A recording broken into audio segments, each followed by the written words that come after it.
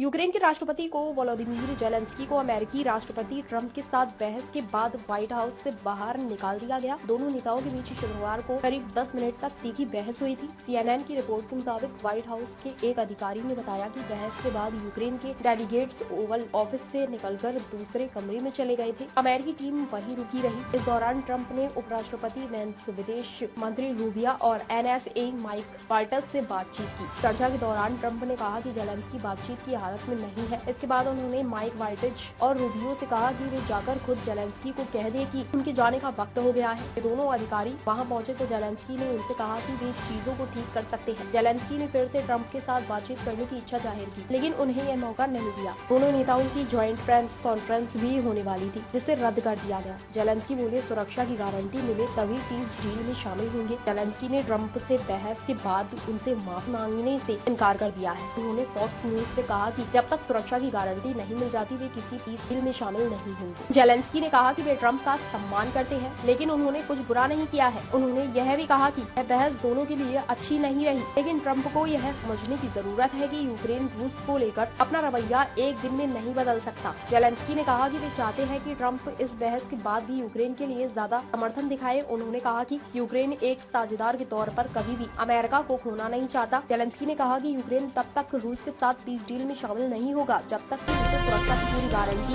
नहीं मिल जाती।